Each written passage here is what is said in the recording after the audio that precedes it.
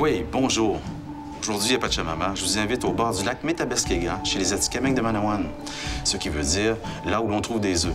Les Atikamekw sont à l'origine un peuple nomade vivant en forêt. Leur nom leur vient du corégon, ou poisson blanc, qu'ils appellent eux-mêmes Atikamekw et qui a toujours fait partie de leur alimentation.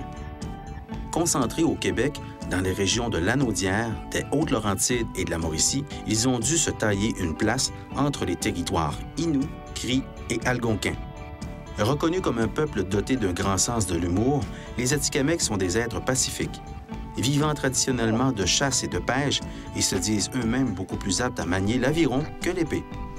Aujourd'hui, la population Atikamekw compte environ 5000 personnes, habitant pour la plupart dans les réserves de Wemontachie, Opichiwan et Manawan. C'est maintenant l'heure de réunir deux passionnés de cuisine pour une rencontre bien spéciale inspirée de cette visite chez les Atikamekw. Magnifique. Alors, comme on a vu dans l'émission, chef Jean-François Lacroix, présentez-nous votre plat d'orignal inspiré justement de cette culture atikamekw. Avec la viande d'orignal, j'ai pris des parties moins tendres et je l'ai braisé longuement avec des légumes de saison, donc des légumes d'automne. C'est les légumes racines, c'est les carottes, les panelles, tous ces légumes-là qui se retrouvent facilement. Et je les cuis tout simplement braisés là, dans une marmite en terre cuite comme ça. Bonjour, mon nom est Jean-François Lacroix, directeur du Centre spécialisé en alimentation et tourisme. Aujourd'hui, je vous ai préparé une épaule d'orignal braisé.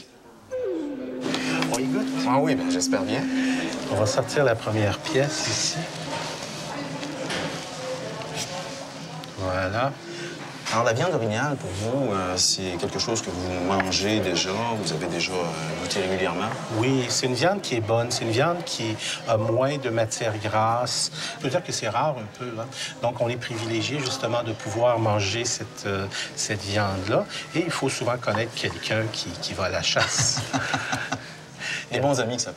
Des bons amis, oui. À travers tout ça, la qualité de la viande est un peu différente aussi de ce qu'on a dans le marché normal. Vous savez, le bœuf, le porc, c'est une viande un peu plus sec, plus maigre, mais au niveau de valeur protéine, je te dirais que c'est à peu près semblable.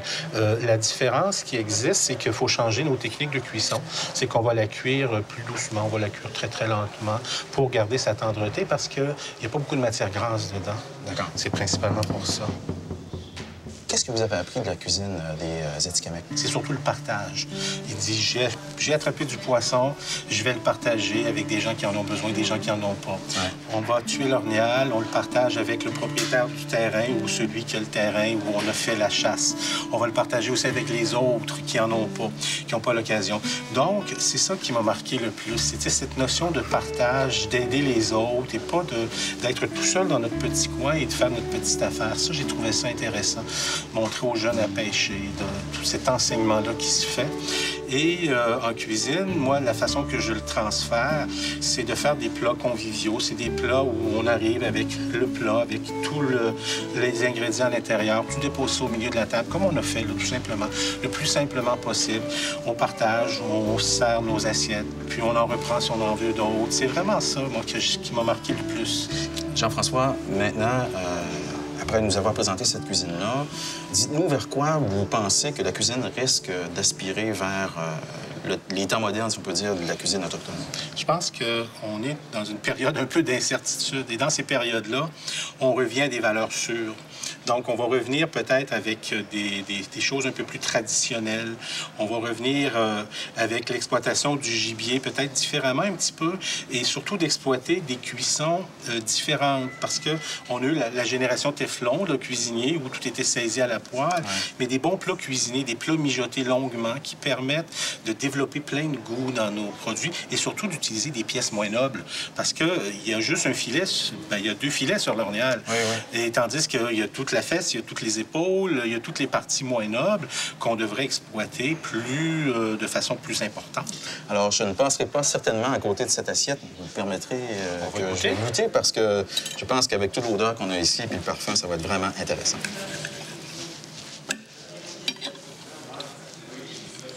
Alors, comme tu vois, cuisson lente, tendreté, savoureux aussi, hein? Vraiment bon. Et sais-tu, j'aurais peut-être remarqué quelque chose. On aurait peut-être pu ajouter la pâte de bleuet là-dedans. Une toute petite touche de pâte de bleuet, parce que le gibier s'accommode souvent avec quelque chose d'un peu sucré. Très, très, très peu sucré, là, pas de confiture, là, mais juste un tout petit peu, là, puis un petit peu comme un chutney, là, ça aurait été bien agréable. Super intéressant, d'autant plus le mélange qui a été fait, il donne justement une saveur. Et c'est simple, hein, on n'a pas de féculents. On aurait pu mettre dedans à l'intérieur un topinambour, on aurait pu rajouter tout dépendant de la saison aussi en même temps. Des racines, il y avait quand même des racines qui existaient à l'époque. Donc, même encore aujourd'hui, on aurait fait un très beau mélange. Je pense qu'à cette époque-là, d'autant plus, on aurait eu un mijotin à peu près semblable avec tout ce qu'on aurait ramassé. Donc, une rencontre entre nomades, semi-nomades et sédentaires aurait probablement pu composer un plat qu'on a aujourd'hui. Donc, ça s'est probablement fait. Probablement lors de grandes rencontres. Oui, effectivement. C'est dû arriver, oui. Ça fut une belle rencontre, chef Jean-François Lacroix. Je vous remercie beaucoup d'être venu à l'émission. Plaisir. Puis, vous savez, toutes les saveurs sont vraiment magnifiques. Et on invite les gens, justement, à reprendre, à revoir cette cuisine-là. La simplicité. Effectivement. Merci. Merci.